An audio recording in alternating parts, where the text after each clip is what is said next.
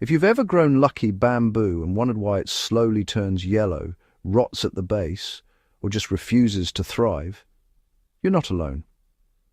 Most people are unknowingly killing this plant with kindness. Today, I'm sharing the exact method I've used for years to grow deep green, strong, lucky bamboo indoors and propagate it successfully every single time. Before we dive in, make sure you subscribe to Evergreen Garden, hit the like button and drop a comment telling me how long you've been growing lucky bamboo, because what you're about to learn will completely change how you care for it. Why lucky bamboo is misunderstood by most indoor gardeners. Lucky bamboo is not actually bamboo at all. It's Dracaena sanderiana, a tropical plant that behaves very differently from true bamboo. The biggest mistake gardeners make is treating it like a water plant.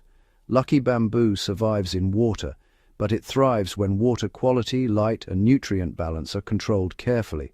Once you understand that balance, the plant becomes nearly indestructible indoors and incredibly easy to propagate.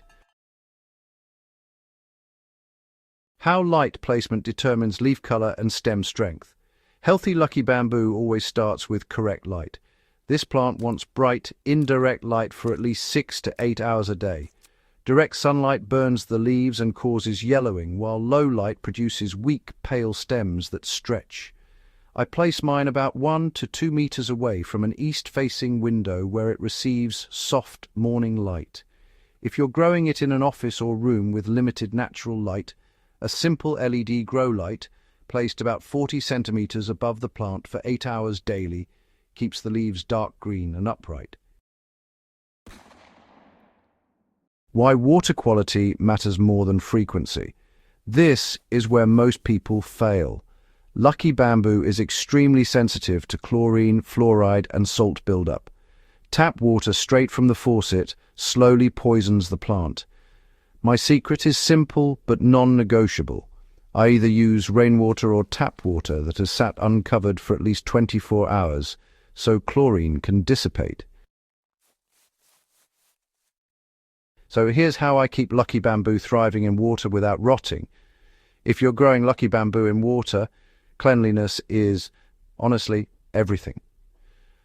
I rinse the container with plain water during every change and gently rinse the roots to remove any slime buildup.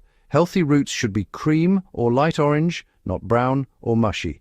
If you see rot, cut it away immediately with sterilized scissors.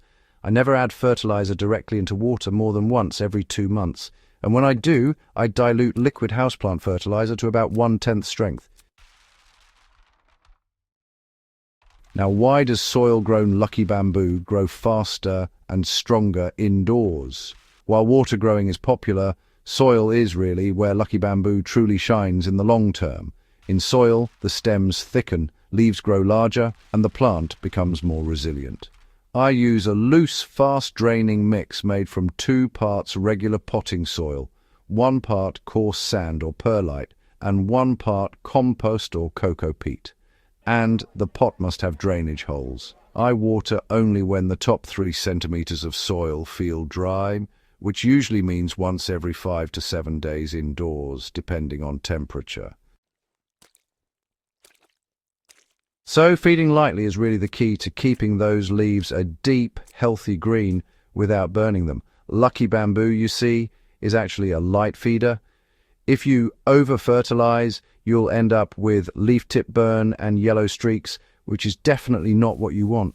When I grow lucky bamboo in soil, I feed it just once every 6 weeks, using a balanced liquid fertilizer that's diluted to about 1/4 strength.